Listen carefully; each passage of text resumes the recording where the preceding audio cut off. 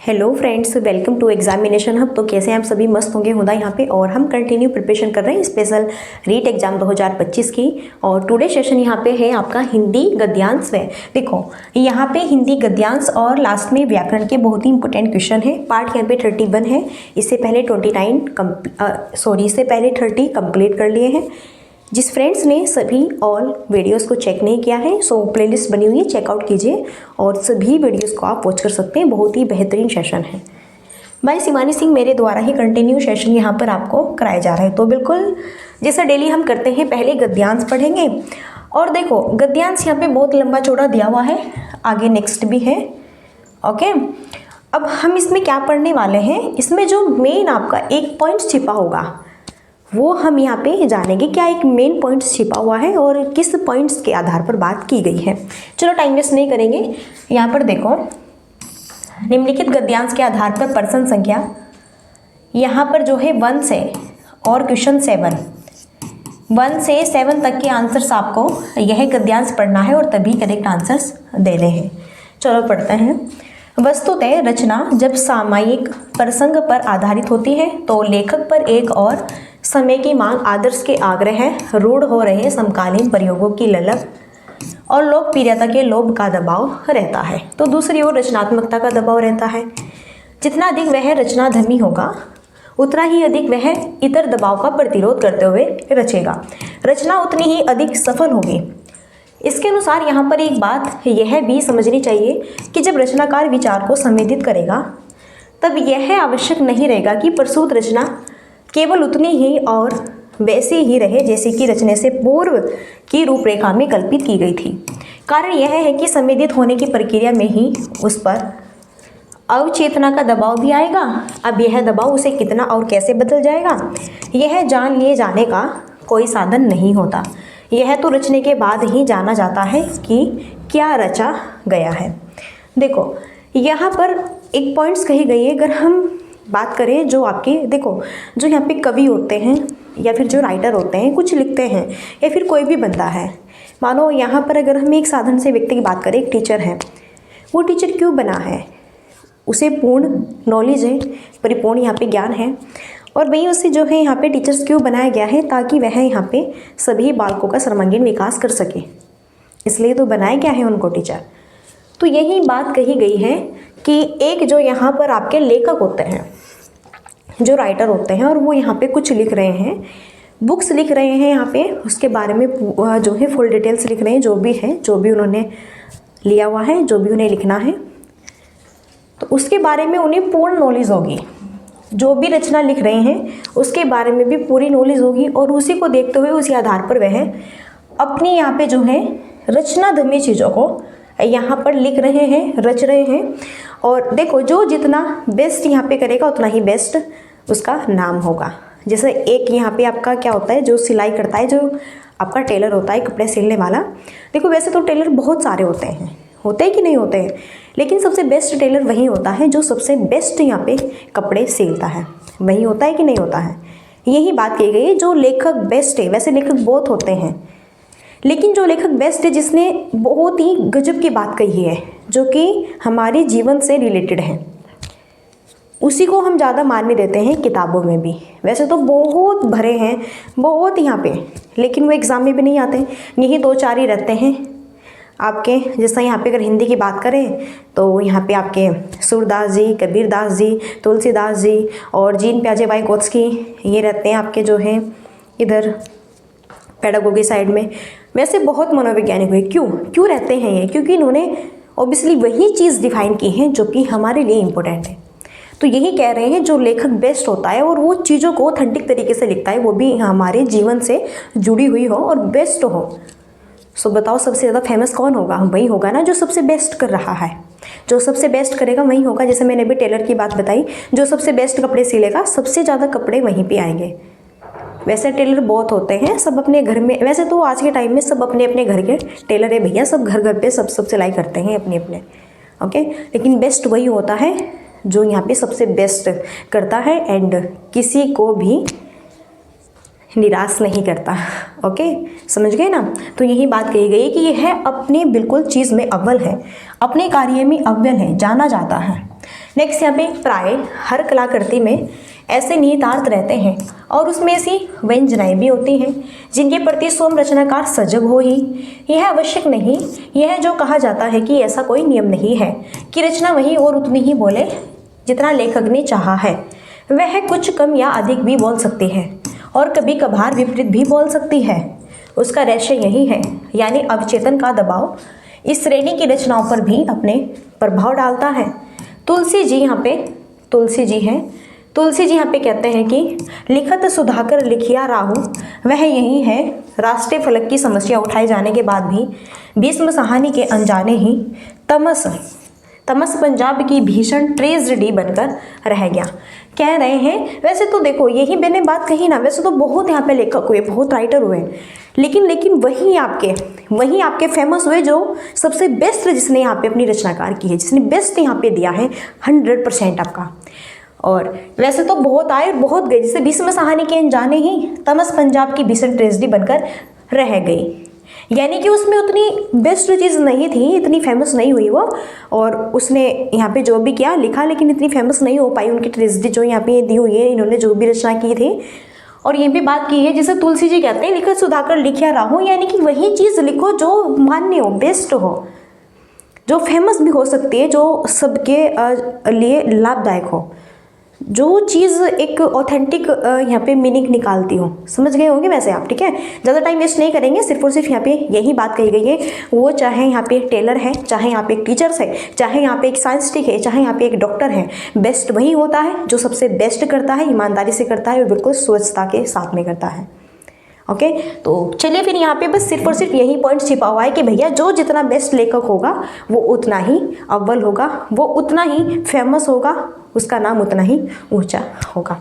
चलिए फिर अब हम यहाँ पे सॉल्व करेंगे अपने बेस्ट क्वेश्चंस को। और देखो यहाँ से 7 क्वेश्चन बनेंगे और ये जो 7 क्वेश्चन बनेंगे ना, ये 7 के 7 क्वेश्चन आपकी ग्रामर से ही रिलेटेड है, तो वो सिंपली है, टेंशन नहीं लेना। ओके, देखो क्वेश्चन फर्स्ट है, ट्रेजेडी शब्द उत्पत्ति के आधार पर है। अगर हम बात करें उत्पत्ति के आधार पर शब्द कितने प्रकार के होते हैं, उत्पत्ति के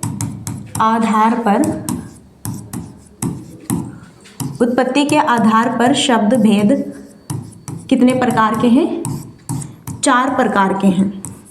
कितने प्रकार के हैं भाई, 4 प्रकार के। कौन कौन से हैं, एक आपका है तत्सम, एक आपका है तद्भव, एक आपका है देशज शब्द, एक आपका है विदेशज शब्द यानी कि विदेशी शब्द। ये यहाँ पर आपके 4 होते हैं और ये उत्पत्ति के आधार पर है। सो फाइनली यहाँ पर भी यही चीज़ है कि हमें उत्पत्ति के आधार पर ये ट्रेजेडी शब्द दिया हुआ है। उत्पत्ति के आधार पर शब्द भेद 4 प्रकार के होते, तत्सम, तद्भव, देशज, विदेशी।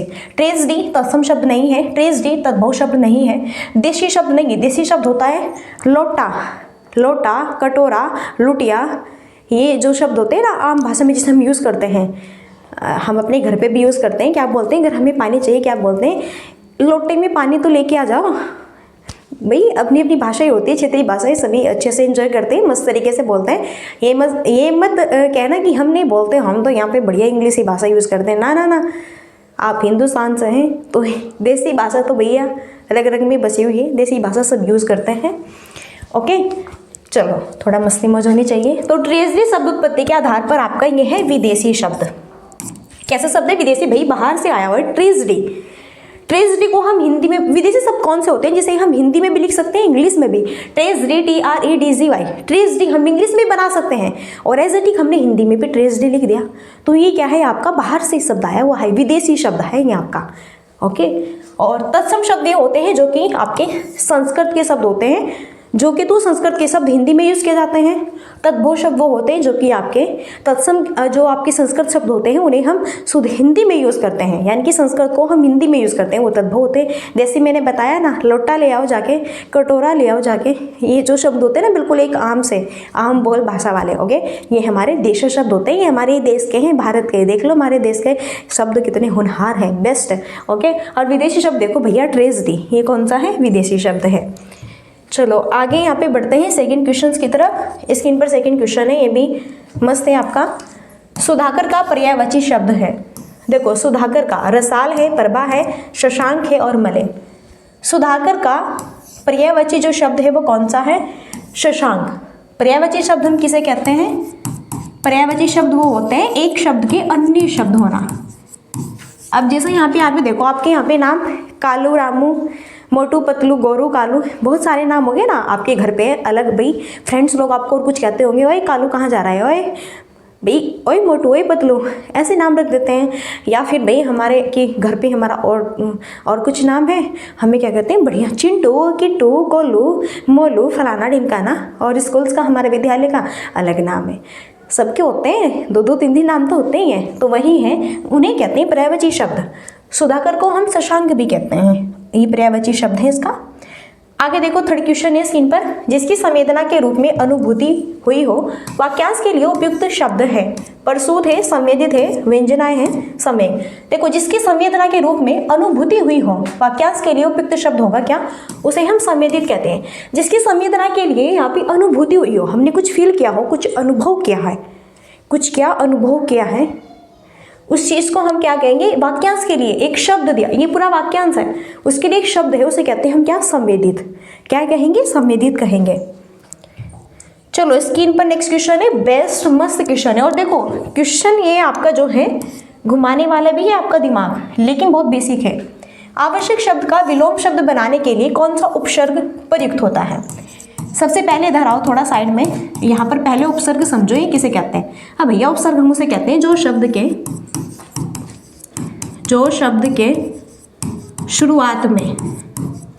शुरुआत में और आदि भी कहते हैं, शुरुआत यानी कि आदि में आते हैं, उन्हें हम क्या कहते हैं? उपसर्ग कहते हैं। जैसे यहाँ पे एग्जाम्पल लूँ मैं, यहाँ पे प्रतिकूल, इसमें कौन सा उपसर्ग है? इसमें प्रति उपसर्ग है। क्या है? तो प्रति, जो स्टार्टिंग का होगा ना वही उपसर्ग होगा आपका। ओके, सो आवश्यक शब्द का विलोम शब्द बनाना, पहले तो आवश्यक शब्द का विलोम शब्द बनाओ। ओके, यहाँ पर है आवश्यक शब्द। अब हमें इसका विलोम शब्द, विलोम इसका अपोजिट बनाओ। आवश्यक है तो बस हमें क्या होगी यहाँ पे? अनावश्यक हो जाएगा। और क्या? अपोजिट बताओ। विलोम शब्द नहीं तो होता है उसका विपरीत, उल्टा करना है। कोई गोरा है तो कह दो काला, गोरा काला, मोटा है तो पतला है, और छोटा है तो लंबा है। एस्थेटिक आप सब जानते हैं, विलोम शब्द उसका विपरीत शब्द होता है। तो आवश्यक शब्द का विपरीत शब्द होगा अनावश्यक, और आवश्यक शब्द का पहले विलोम शब्द बनाओ। आवश्यक शब्द का हमने विलोम शब्द बनाया है अनावश्यक। अब भाई जो हमने ये यहाँ पे अनावश्यक शब्द बनाया है, अब हमें अनावश्यक शब्द में बताना है कौन सा उपसर्ग है, कौन सा उपसर्ग यूज हुआ है। अरे सिंपल सी बात है, इसमें हुआ है अन्न प्लस आवश्यक। ओके, सो यहाँ पे अन हो जाएगा, अना नॉट, अन नहीं भाई, ये हलंत भी तो लगेगा, नो ये। सही तरीके से ध्यान से एग्जाम में ध्यान से हमें क्वेश्चंस को सॉल्व करना है।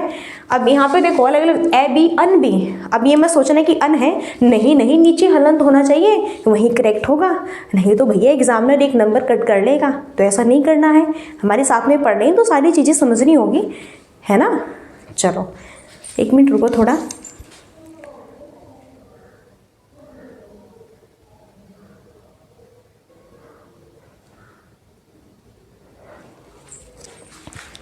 चलो सो अब करेक्ट है ना। सो आवश्यक का पहले विलोम शब्द बना है अनावश्यक, अनावश्यक में अन उपसर्ग है, यही पूछा है कौन सा उपसर्ग यूज हुआ है, अन यूज हुआ है। देखो कैसे कैसे दिमाग की दही बनाई हुई है, बस यही तो करता है एग्जामिनर, ऐसे ऐसे क्वेश्चन पूछता है भैया घुमा फिरा कर, बहुत बेसिक है, उसका विलोम शब्द भी बनाओ, यानी कि अपने दिमाग में बिल्कुल पूरा मूर्त क्वेश्चन दिया हुआ था। देखो सामयिक शब्द में प्रयुक्त प्रत्यय, भैया अभी तो उपसर्ग की बात हुई है, अभी प्रत्यय की बात भी हो गई, कोई बात नहीं, इनको भी समझते हैं। प्रत्यय क्या होते हैं, बिल्कुल वही रहेगा, बस एक शब्द चेंज करना है जो शब्द के बाद में आते हैं, बस जो शब्द के, बस हम डेफिनेशन भी नहीं लिखेंगे, लिखते हैं जो शब्द के बाद में आते हैं उन्हें क्या कहते हैं, प्रत्यय कहते हैं। क्या कहते हैं, प्रत्यय। अब यहाँ पे दिया हुआ है शब्द सामयिक, शब्द में प्रयुक्त प्रत्यय है। भाई सामयिक शब्द में कौन सा प्रत्यय हुआ है आपका, शब्द है यहाँ पे क्या, सामयिक, इसमें यहाँ पर हो जाएगा, देखो यहाँ पर ये दिया है ना आपका सामयिक शब्द। अगर हम इसकी बात करें, ये मैंने थोड़ा गलत लिख दिया था यहाँ पे, अगर हम इसकी बात करते हैं सामयिक की, तो भैया इसमें आपका इक प्रत्यय है। ये जो ईक है, ये या, यहाँ पर देखो, रुको बिल्कुल सही से बताती हूँ, यहाँ पर ये है सामयिक। ओके, प्रत्यय जो बाद में लगते हैं, सा, हलंत लगाओ, सा में आ है, मैं में भी आ है, प्लस यहाँ पे ये, इसमें क्या है, छोटी ई है, फिर कै में बाद में ए। ओके, अब यहाँ पे देखो ये इक प्रत्यय है, ये इक प्रत्यय, इसमें कौन सा प्रत्यय है, इसमें ये इक, लास्ट वाला बताना है हमें, लास्ट वाला। तो सामयिक शब्द में कौन सा प्रत्यय है, इक प्रत्यय है, इक प्रत्यय। सामयिक शब्द में इक प्रत्यय है, इक, या यहाँ पे छोटे की मात्रा यानी कि छोटी ए का यूज हुआ है कि नहीं हुआ है, और क्या है ही, तो यहाँ पे क्या हो जाएगा, इक प्रत्यय का यूज हो जाएगा। फाइनली ओके, क्लियर है ना, कोई डाउट्स नहीं है? अगर डाउट्स नहीं है तो आगे बढ़ते हैं, टाइम वेस्ट नहीं करेंगे। चलो, क्योंकि भाई हमें पता है आप सबको और भी सब्जेक्ट्स पढ़ने होते हैं। निहितार्थ शब्द में संधि है, निहितार्थ में संधि कौन सी है? यण संधि है, दीर्घ संधि है, गुण संधि है, वृद्धि संधि है। अगर बात करें संधि की, संधि कितनी होती है? 3 होती है भाई। एक होती है स्वर संधि, एक होती है भैया व्यंजन संधि, ओके, एक होती है यहाँ पे विसर्ग संधि। कौन सी संधि होती है भैया? विसर्ग संधि। 3 होते हैं। स्वर के कितने पार्ट्स होते हैं? 5। दीर्घ होता है, यण होता है, वृद्धि होता है, और गुण होता है, और अयादि संधि। ये इसके 5 पार्ट्स होते हैं। ओके, तो निहितार्थ शब्द में संधि होगी, संधि विच्छेद क्या हो जाएगा? निहि प्लस तार्थ, ये इसका संधि विच्छेद हो जाएगा। ओके, और इसमें भैया यहाँ पे गुण संधि दी हुई है। आयोग ने 20 का सही आंसर यही माना हुआ है, आयोग ने 20 का सही आंसर यही माना हुआ है कि निहितार्थ शब्द में संधि आपकी दीर्घ संधि होगी। ओके, सो सही आंसर यहाँ पे आपका ऑप्शन बी हो जाएगा। चलो आगे बढ़े, नेक्स्ट देखो स्क्रीन पर। 7 क्वेश्चन है, मस्त है, निम्नलिखित शब्दों में से अव्यय नहीं है। पहले समझो अव्यय हम किसे कहते हैं? अव्यय वह होता है जो कि संज्ञा, सर्वनाम, क्रिया विशेषण आदि इन सब में कोई भी चीज़ में नहीं होता, उसमें कोई परिवर्तन नहीं होता है, उन्हें हम क्या कहते हैं? अव्यय शब्द कहते हैं। अव्यय शब्द वही होते हैं जिसमें कोई चेंज नहीं। अब जैसे यहाँ पे पूर्व है, जब है, अब ये जब है, इसका संधि विच्छेद करिए जरा, जय प्लस बै। अब बताओ मुझे भैया, क्या जय का कोई मीनिंग है? नहीं ना। बै का कोई मीनिंग है? नहीं ना। जिस भी शब्द का संधि विच्छेद करने पर कोई मीनिंग नहीं होगा, वो ही सारे क्या होंगे? अव्यय शब्द है बस। और क्या, ट्रिक यही है। तो जब में संधि विच्छेद क्या? जय प्लस बै, यही तो होगा। और क्या एक वर्ण है? बताओ, जय का कोई शब्द है, सॉरी जय का कोई अर्थ है, मीनिंग है? भैया कोई मीनिंग नहीं है। अब भाई कोई मीनिंग नहीं है तो यही क्या है? अव्यय है। यही क्या है? ये भी अव्यय है। यहाँ पे बताने कौन सा अव्यय नहीं है? रचना, पूर्व, देखो पू प्लस वर ऐसे कर दो, या पूर्व प्लस वै कर दो, या पूर्व प्लस वै कर दो। बताओ कोई अर्थ है इसका? कोई अर्थ है? नो। अधिक, देखो ए प्लस धिक, धिक का कोई अर्थ है? नहीं। ए नहीं, कोई अर्थ है? नहीं। ये भी नहीं है, ये भी नहीं, ये भी नहीं। रचना, यस, रचना का तो भाई अर्थ होता है रचना, जो कि लेखक होते हैं, और वो यहाँ पर आपके लेखक जो राइटर है उन्होंने अपनी अपनी रचना की हुई है, इनके अर्थ है अपने अपने विषय में बताया हुआ है। ओके, सो यहाँ पे रचना में अव्यय नहीं है, और बाकी के जो शब्द हैं इन सब में अव्यय हैं। देखो 7 क्वेश्चन यहाँ पे हमारे कंप्लीट हुए, और अब यहाँ से क्वेश्चन स्टार्ट है आपके व्याकरण के। सो बिल्कुल वेलकम है आप सबका आपके अपने यूट्यूब चैनल एक बार फिर से, और व्याकरण के एमसीक्यूज में। सो चलिए फिर बेहतरीन तरीके से सॉल्व करते हैं, और लास्ट तक हमारे साथ में आप बने रहिएगा। चलो भाई, क्वेश्चन यहाँ पे 10 है, और 10 क्वेश्चन है, लोभ शब्द में कौन सी संज्ञा है? लोभ शब्द में कौन सी संज्ञा है? चलो थोड़ा साइड में आइए इधर। संज्ञा के बताओ कितने प्रकार होते हैं? भाई 5 होते हैं, सिंपल है, पता है। ओके, पहला यहाँ पे कौन सा? व्यक्तिवाचक। एक होता है व्यक्तिवाचक संज्ञा, एक आपका होता है जातिवाचक संज्ञा, बेसिक है ये, पता होगा। एक यहाँ पर है द्रव्य वाचक संज्ञा, एक यहाँ पर आपका है फॉर समूहवाचक संज्ञा, याद होनी चाहिए आप सबको। एक यहाँ पर है भाई भाववाचक संज्ञा, भाववाचक संज्ञा। ओके, तो संज्ञा व्यक्तिवाचक, जहाँ पे हमें किसी एक व्यक्ति वस्तु का बोध होता है वो हमारी व्यक्तिवाचक संज्ञा। जैसे कि राम खेलता है, तो राम खेलता है इस वाक्य में राम क्या है, ये आपका व्यक्तिवाचक संज्ञा है, राम की बात की है। जातिवाचक क्या होता है, लड़के खेलते हैं। देखो देखो कितना बेसिक सा मस्त क्वेश्चन है।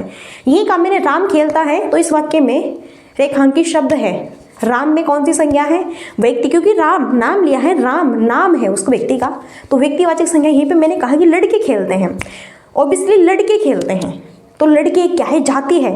मैंने ये नहीं कहा राम लड़का खेलता है, श्याम लड़का खेलता है, ये फलाना लड़का खेलता है, नहीं, मैंने कहा लड़के खेलते हैं। तो भैया जितने भी पुल्लिंग है आपके वो सभी लड़के की कैटेगरी में आएंगे। संसार में जितने भी पुल्लिंग है लड़के हैं वो सभी आपके, वो चाहे राम है, श्याम है, मोलू, गोलू, पोलू, जो भी है, ओके, सभी वो आपके लड़के की श्रेणी में आएंगे कि नहीं आएंगे, यस बिल्कुल आएंगे।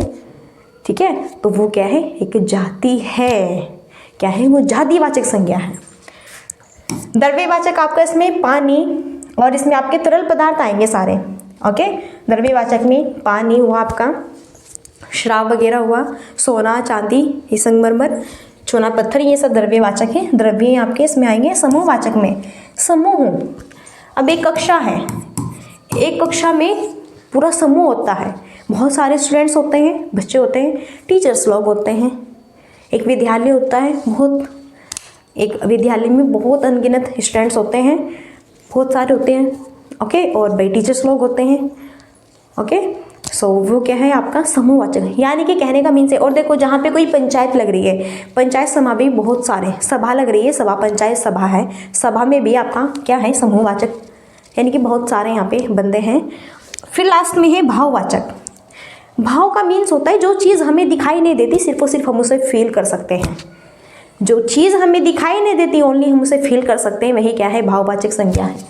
लोभ, किसी को बहुत अधिक लोभ होना, लोभ का मतलब कोई पैसे के अधिक ज़्यादा भाग रहा है, यानी कि किसी व्यक्ति को कुछ ज़्यादा ही लोभ होना, पैसे का मोह होना, इस तरह से कहते हैं सर लोभ हो रहा है।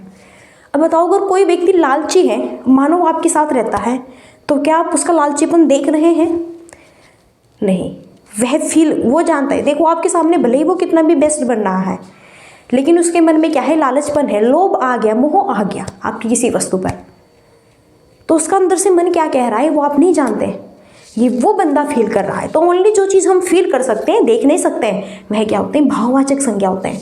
अब लोभ, कौन लालची है, कौन कैसा है, कौन कैसा नहीं है, भैया क्या पता चलता है किसी का, नहीं ना। अब किसी ने हमसे बातचीत की, विचार विमर्श किया, तो यही देखने से लगता है ये तो बहुत अच्छा बनता है, वाह वाह क्या बात है, लेकिन हमें क्या पता इसका बैकग्राउंड क्या है या फिर ये अंदर से क्या है। तो लोभ का मतलब यानी कि भाववाचक, सिर्फ और सिर्फ फील किया जा सकता है, दिखता नहीं है। नेक्स्ट 11 क्वेश्चन है, इनमें से पाठ्य पुस्तक के आंतरिक रूप में सम्मिलित तत्व नहीं है। भाषा है, जिल्द है, विषय सामग्री है, शैली है। पाठ्य पुस्तक के दो रूप होते हैं, पाठ्य पुस्तक के दो रूप होते हैं, पाठ्य पुस्तक के दो रूप होते हैं। एक तो होता है बाहरी और भाई एक होता है आंतरिक। एक क्या होता है भैया, आंतरिक होता है। इस तरह से आपके दो रूप होते हैं। ओके, तो देखो यहाँ पे पाठ्य पुस्तक के कितने रूप होते हैं, दो रूप होते हैं, एक बाहरी एक आंतरिक। आंतरिक वह होता है जो भी उस पाठ्य पुस्तक में कितने चैप्टर हैं, कितने लेसन दिए हुए हैं, चैप्टर में क्या क्या विषय सामग्री है, विषय वस्तु है, क्या उसकी शैली है, क्या मुख्य आधारशिला है, क्या है आखिर, क्या है क्या नहीं है। 1 मिनट रुको थोड़ा, अभी मैं आपको यहाँ पे चेकआउट करके दिखाती हूँ। अब यहाँ पर देखो, ये एक बुक है, ये एक पाठ्य पुस्तक है मेरे पास में एक पाठ्य पुस्तक है। ये जो बाहरी फ्रंट है, ये जो बैक यहाँ पे है, इधर साइडों में जो है, ये सभी आपका बाहरी है, यहाँ पे ये बाहरी रूप है। आंतरिक रूप क्या है, ये जो अंदर यहाँ पे क्या क्या लिखा हुआ है, इनमें अंदर यहाँ पे जो भी चैप्टर से लेसन है, जो विषय वस्तु है, सामग्री है, शैली है, ये सब क्या है, आंतरिक रूप है। बाहरी रूप वह होता है कि ये बुक किस लिए है, किसकी है ये बुक किस एग्ज़ाम से लिए है, किस विषय की है, ये कौन सी क्लास तक के लिए है, कौन सी एग्ज़ाम के लिए है। बैकग्राउंड पीछे इसके बारे में थोड़ा बताया जाता है और थोड़ा ये बताते हैं कि इसने राइट किया है, ये वगैरह वगैरह। ओके, तो ये जो चीज़ दिख रही है ये बाहरी है यहाँ पे, और आंतरिक यहाँ पर देखो, इसमें भैया आंतरिक ये हो गए, जैसे यहाँ पे देखो आंतरिक है यहाँ पे, इसमें कितने आपके लेसन दिए हुए हैं, कितने यहाँ पे इसमें चैप्टर्स है, चैप्टर्स के क्या क्या नाम है, अंदर क्या क्या टॉपिक है, क्या क्या विषय सामग्री है, क्या है क्या नहीं है, वह आंतरिक स्वरूप होता है। अब बताओ, जब हम बाहर से खरीदते हैं वस्तु को, क्या हम अंदर से जानते हैं पहले से इसमें अंदर क्या क्या लिखा हुआ है? नहीं ना। तो हमें आंतरिक रूप में सम्मिलित तत्व कौन सा नहीं है? देखो, आंतरिक जो होगा आपका भाषा, अंदर ये तो भाषा लिखी हुई है, आपको पता है किस तरह लिखा हुआ है। विषय सामग्री भी आपकी आंतरिक ही है, शैली भी आंतरिक है। जिल्द यही जो आपकी ये आपकी जिल्द है ऊपर की, जो ये फ्रंट यहाँ पर जो भी चीज़ें दी हुई है, ये क्या है आपका, ये बाहरी स्वरूप है। ये आपको दिख रहा है, दिख रहा है कि नहीं दिख रहा है? यस बोलो कि हाँ मैम दिख रहा है। ओके, चलो, सो यहाँ पे सही आंसर ऑप्शन बी हो जाएगा। सही आंसर क्या होगा? ऑप्शन बी हो जाएगा। टेंशन नहीं लेना, आगे बढ़े, समझ आ गया होगा। नेक्स्ट है 12 क्वेश्चन, निम्नलिखित में से भाषा पुस्तकालय का लाभ कौन सा है? देखो, इसमें से भाषा पुस्तकालय का लाभ बताना है। कक्षा शिक्षण में पूर्ति, स्वाध्याय के लिए अवसर है, विकल्प ए और बी दोनों सही है या फिर इनमें से कोई नहीं। निम्नलिखित में से भाषा पुस्तकालय का लाभ कौन सा नहीं है?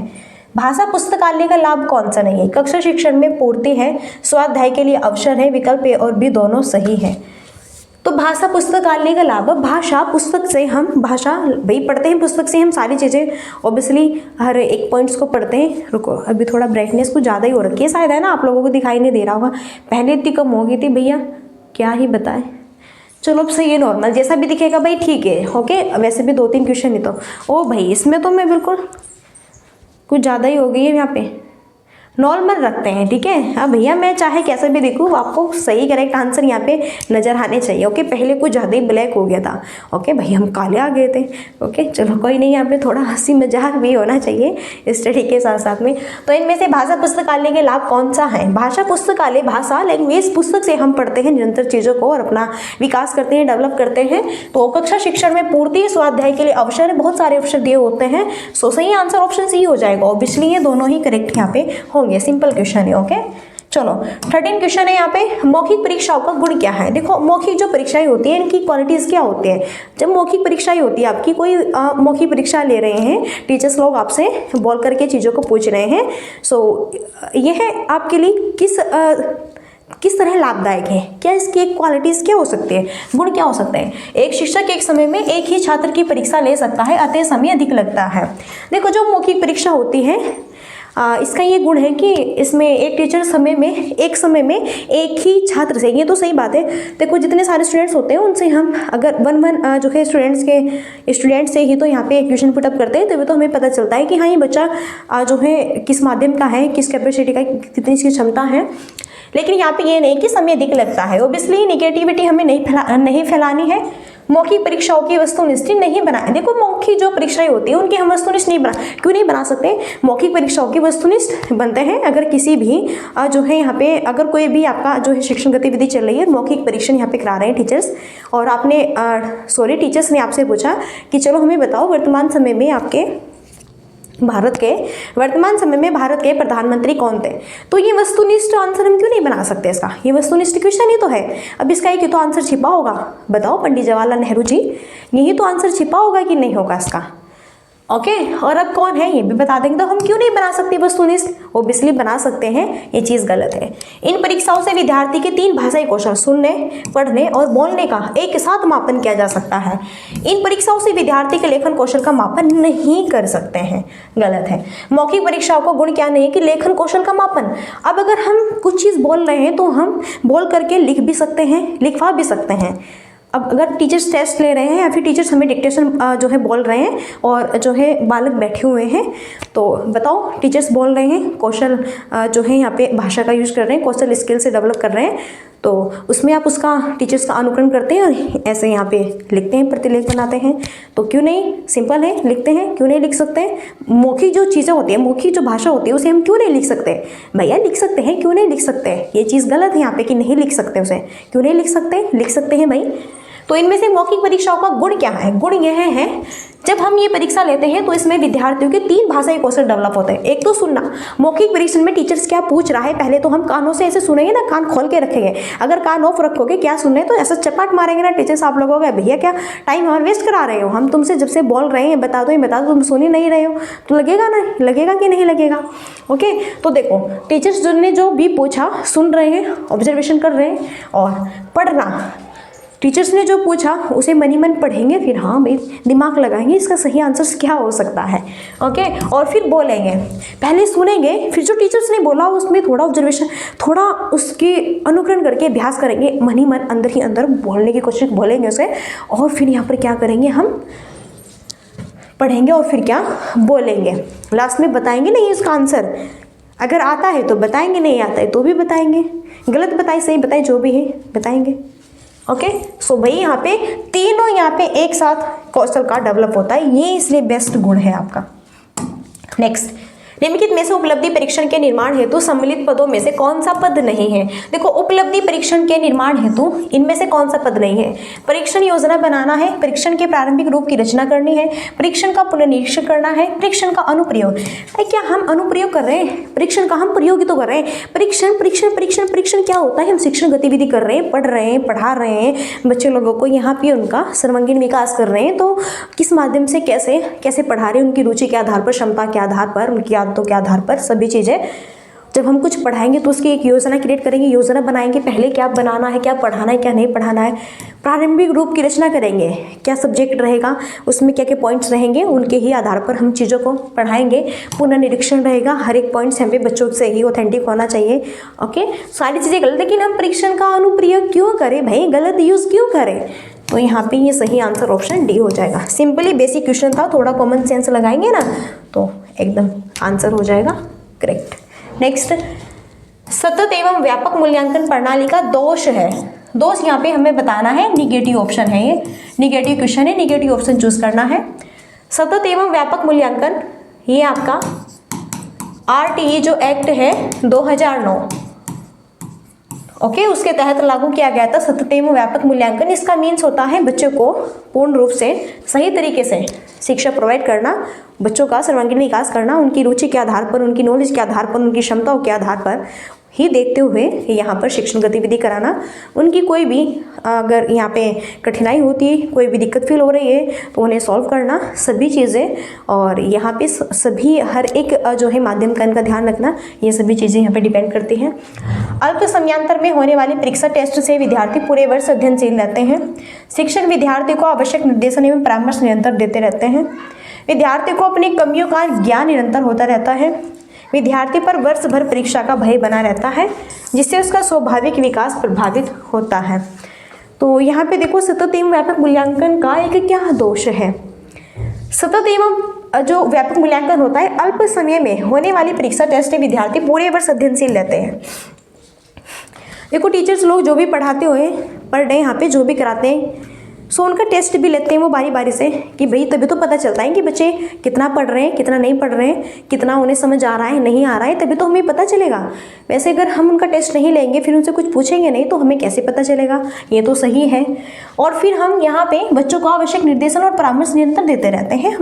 हम अब जब यहाँ पे टीचर्स पढ़ा रहे होते हैं, हमें कोई समस्या है अगर, तो हम बिल्कुल पूछेंगे, हम तुरंत हमें परामर्श दिया जाएगा, निर्देशन, तुरंत उपचार, निदानात्मक सभी चीज़ होगी। ऑब्वियसली ये नहीं कि आपको कोई समस्या हो रही तो टीचर्स लोग नहीं बताएंगे, ऐसा नहीं है। और जो भी यहाँ पे आपकी कमी है उसका भी निरंतर यहाँ पे आपका जो ज्ञान निरंतर है वो भी आपको दिया जाएगा।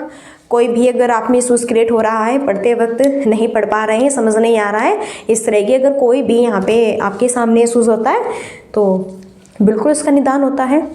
लेकिन विद्यार्थी पर वर्ष भर परीक्षा का भय बना रहना, यानी कि 1 साल का डर रहना, और उसका स्वाभाविक विकास प्रभावित होता है, गलत है।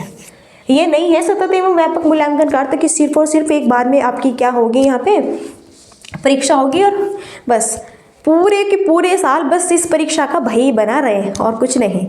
ओके, तो ये क्या है, गलत है। सतत एवं व्यापक मूल्यांकन ये आपका कंटिन्यू होता है, डेली होता है, निरंतर चलता है, पर डे होता है। ओके, ये नहीं कि हाँ लास्ट में ही होता है। चलो, सही आंसर ऑप्शन डी हो जाएगा, यह है इसका एक दोष है। 50 क्वेश्चंस थे और हाँ यहाँ पे 28 आपका प्रैक्टिस सेशन है। शानदार, ठीक से बेस्ट, मस्त। यहाँ पे हिंदी लेवल देखो 1 और 2 दोनों के लिए बेस्ट है। गद्यांश और पद्यांश ये सेशन भी आप वॉच कर सकते हैं, ये भी मेरा ही यहाँ पे सेशन है। लास्ट यहाँ पे क्वेरी देखो अपने आप आ गया भैया, ये देखो कितनी इसको कितनी जल्दी है कि हाँ लाइक शेयर सब्सक्राइब कर दो। ओके, और हाँ कमेंट्स भी आप कर सकते हैं, आपको यहाँ पे कैसा लगा वो बता सकते हैं। बिल्कुल मैं रिस्पॉन्स देती हूँ हर एक स्टूडेंट्स को। और अगर आपको PDF चाहिए तो मैं डाल दूंगी वहाँ पे। देखो वैसे मैं PDF में आंसर नहीं डालूंगी, क्यों नहीं डालूंगी, क्योंकि अगर मैं PDF में आंसर डाल दूंगी तो फिर आप लोग पढ़ेंगे नहीं, बस उसे रट लेंगे। और रटना नहीं है, समझना है और फिर पढ़ना है। मैं आपको PDF वहाँ पे जो है व्हाट्सएप पे प्रोवाइड करा दूंगी, ये व्हाट्सएप नंबर है। ओके, और यहाँ पर आप ऐड हो सकते हैं और उसका मैं लिंक भी प्रोवाइड करा दूंगी। और कोई भी अगर आपको इश्यूज डाउट्स होंगे तो भी आप मुझसे पूछ सकते हैं। तो चलिए फिर अब यहीं पर हम मिलते हैं नेक्स्ट सेशन में। और भाई तब तक के लिए सो थैंक्स फॉर वॉचिंग। और लास्ट में 2 वर्ड्स वही है आपके कि अगर मैंने यहाँ पे कोई भी बाय मिस्टेक यहाँ पे कुछ गलत वर्ड्स यूज़ किया हो या फिर कुछ भी गलती से गलत बताया तो बिल्कुल मैं माफ़ी चाहती हूँ। क्यों? क्योंकि आप सभी इन फ्यूचर आने वाले भावी शिक्षक हैं। आप भाई देश का उद्धार करेंगे, राज्य का उद्धार करेंगे, राजस्थान राज्य का। ओके, सबको आप पर गर्व फील होगा, आपके पेरेंट्स स्पेशल, आपके मम्मी पापा। तो चलिए फिर यहीं पर अब हम अपनी वाणी को देते हैं विराम और मिलते हैं नेक्स्ट सेशन में। सो तब तक के लिए so thanks for watching, keep study and bye bye, take care. जय हिंद, जय भारत।